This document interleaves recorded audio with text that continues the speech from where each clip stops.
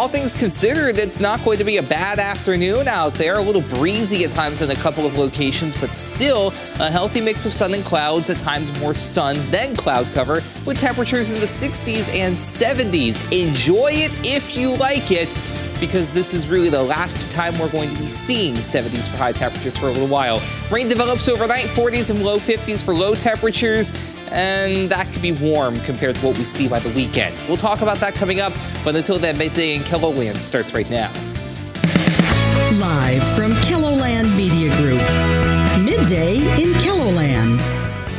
Officials broke ground on an expansion for the Rapid City Regional Airport. Plus,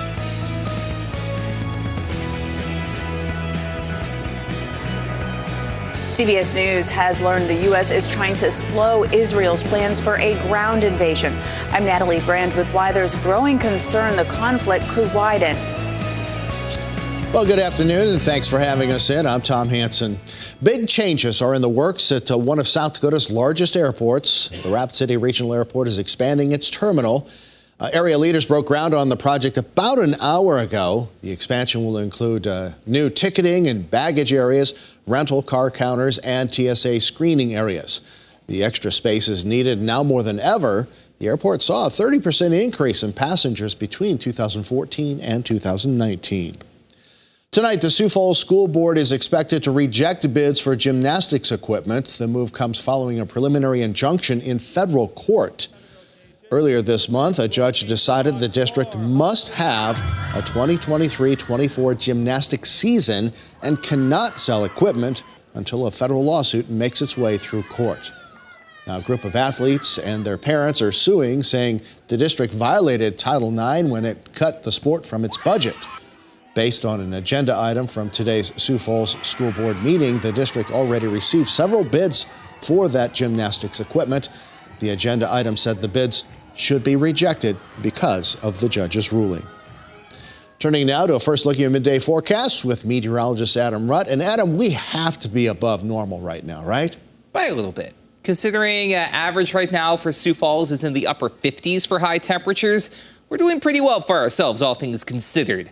But the law of averages will even the playing field, and we've been toying with that long enough. We're going to be swinging the pendulum pretty hard to the other side as we head toward the weekend. More on that in a moment. For now, though, gorgeous weather at Lake Madison. 59, south wind at 8 miles per hour, and from a lake to the lake in Laverne, where we are also enjoying a beautiful Monday afternoon in southwestern Minnesota. Certainly not warm enough to be by the water, let alone relaxing in that chair over there, but still nice if you want to maybe take a look at some of the foliage while it's still around. 59 in Mitchell, 55 for Pierre, as well as in Chamberlain, 56 Rapid City, but 48 further north in Spearfish, 60 here in Sioux Falls, Sisseton, and Yankton, 61 in Spencer. Not much of a breeze to speak of in many locations. In general, it's 5 to 10 miles per hour. A southerly breeze if you're East River, a north by northwest wind if you are West River, and a breezy day even toward Buffalo and Rapid City so far. Beyond a little bit of rain up toward Buffalo and portions of Hardin County, that's really just about it right now. Not much going on for really the rest of the day.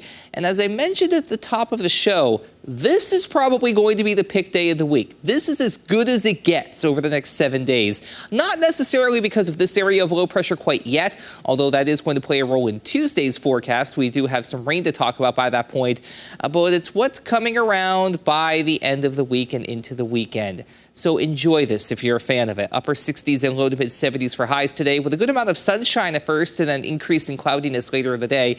For the Northeast, more of the same, but 60s and low 70s for high temperatures and a light north wind. Out west, we'll see a little bit of everything. 70s toward Valentine and Winter, 50s Spearfish up to Buffalo and Belle Fourche, with a bit of a breeze developing out toward the hills.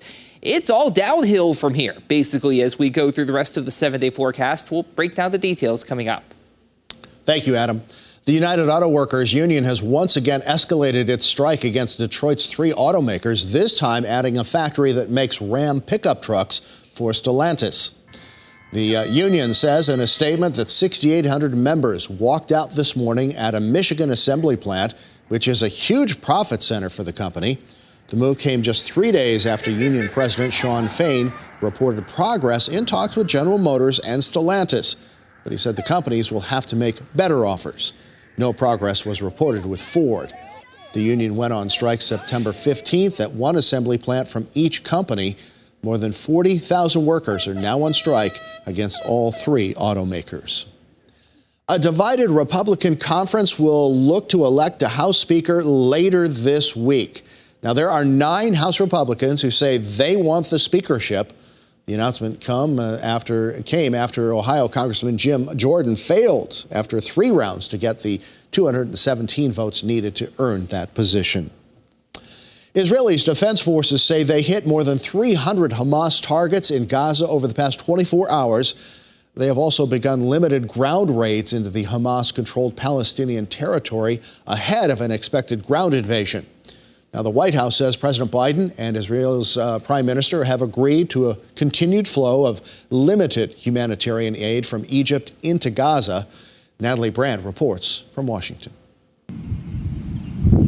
Massive explosions could be seen in Gaza Monday as Israel steps up airstrikes against Hamas targets. This Gaza resident says last night was the hardest night so far, adding that he evacuated to an area in the south that was supposed to be safe. Nearby, aid workers sorted through a shipment of desperately needed supplies following a deal to let in some humanitarian aid to the millions of Palestinian civilians living in the besieged territory. It's just a fraction of all of the humanitarian assistance that is actually needed over there. CBS News has learned the Biden administration has repeatedly tried to get Israel to delay a ground invasion of Gaza to prioritize the distribution of humanitarian aid and the release of the hostages Hamas is holding. We are very worried about them and about all the other 212 kidnapped prisoners. Concern is growing. The violence could escalate into a wider regional conflict. In the West Bank Sunday, Israel targeted what it says was an underground terror route beneath a mosque. And in Israel's north, residents evacuated as Israel continues to trade fire almost daily with Iran-backed Hezbollah fighters in Lebanon. Natalie Brand, CBS News, Washington.